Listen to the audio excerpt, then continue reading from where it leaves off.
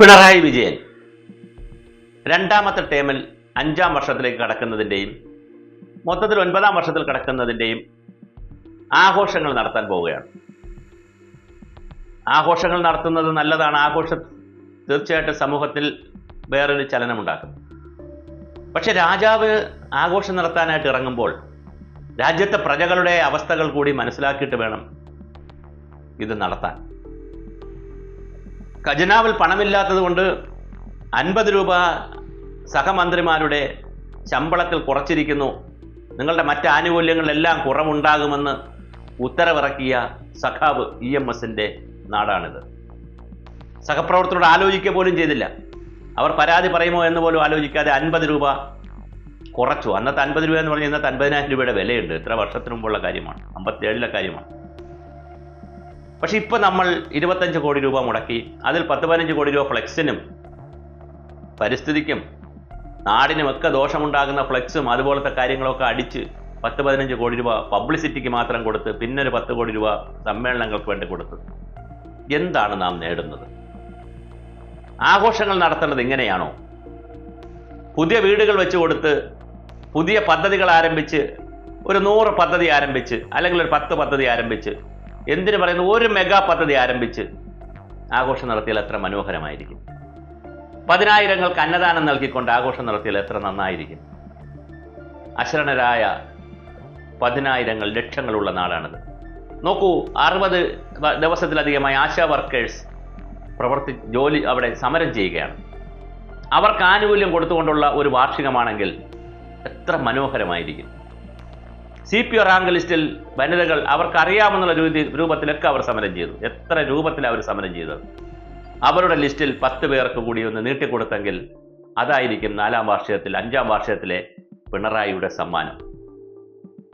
രാജാവിനെ പോലെ ഇപ്പം നവകേരള യാത്ര എന്നൊക്കെ പറഞ്ഞ് ഓരോ സ്ഥലത്ത് നിന്ന് പാർട്ടിയുടെ മെഷീനറി ഉപയോഗിച്ച് തൊഴിലുറപ്പുകാരെയും കുടുംബശ്രീക്കാരെയും ഭരണ സംവിധാനമൊക്കെ ഉപയോഗിച്ച് ഒരുപാട് ആളുകളെ കൂട്ടിയിരുത്തി അവിടെ വർഗീയതയും അതുപോലെ തന്നെ നവോത്ഥാനവും സമൂഹത്തിന് ഇപ്പോൾ റിലവൻ്റ് അല്ലാത്തതുമായിട്ടുള്ളതുമായ കാര്യങ്ങളൊക്കെ ചർച്ച ചെയ്ത് സമയം കളഞ്ഞ് ഒരുപാട് ആളുകൾ, മന്ത്രിമാർ വരുന്നു, ഇവന്റ് മാനേജ്മെൻറ്റുകാർ വരുന്നു, പിന്നെ പൗരപ്രമുഖരെ കാണുന്നു. എന്താണ് ഈ പൗരപ്രമുഖരെയൊക്കെ കണ്ടതുകൊണ്ടുള്ള നേട്ടം? അവരുടെ പണം ഈ നാടിന് കിട്ടിയോ?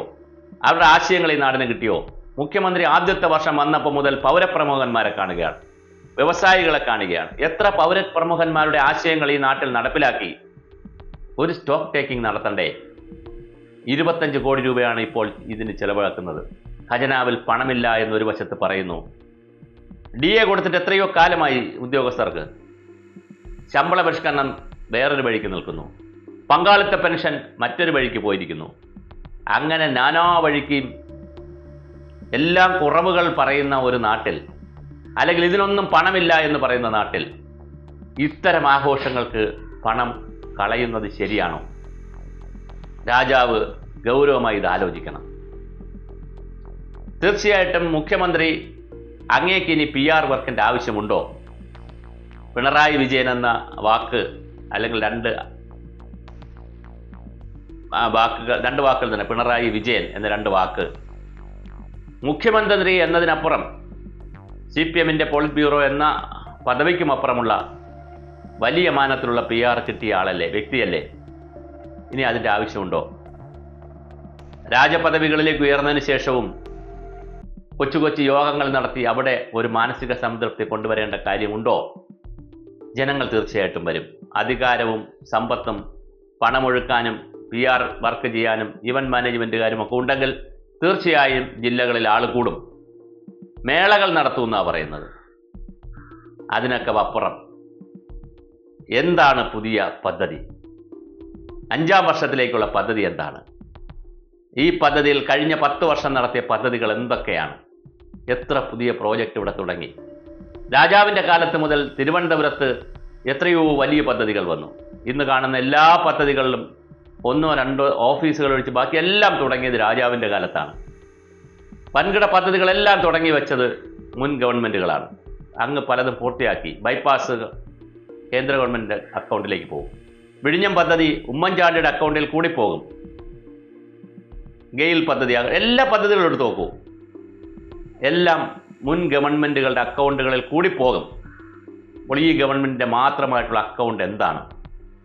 ഇത് ചർച്ച ചെയ്യണ്ടേ? എന്താണ് മെഗാ പദ്ധതി? എന്താണ് പുതിയതായിട്ട് തുടങ്ങിയത്? അതുപോലെ തന്നെ അശരണരായിട്ടുള്ള, നിരാലംബരായിട്ടുള്ള, പാർശ്വവൽക്കരിക്കപ്പെടുന്ന ജനങ്ങൾക്ക് വേണ്ടിയിട്ടുള്ള പുതിയ കാഴ്ചപ്പാട് എന്താണ്?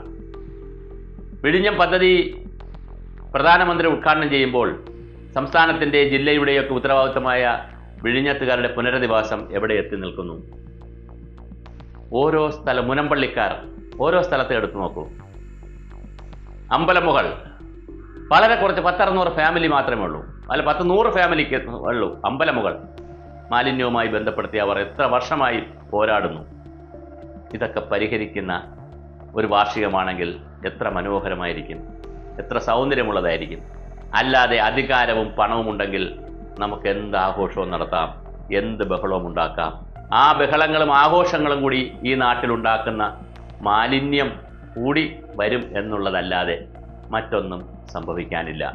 ഗൗരവമായി ഇത് തിരിച്ചറിയണം. രാജാവ് നഗ്നനാണെന്നിരിക്കുമ്പോൾ അത് വിളിച്ചു പറയുന്ന കൊച്ചുകുട്ടികളുടെ എണ്ണം കുറയുന്ന ഈ നാട്ടിൽ അങ്ങ് നഗ്നനാകരുത്. അദ്ദേഹം തീർച്ചയായും ധാരാളം കാഴ്ചപ്പാടുകളുള്ള, വലിയ പ്രതീക്ഷകളുണ്ടായിരുന്ന 10 വർഷമാണ് താങ്കൾക്ക് കിട്ടിയത്.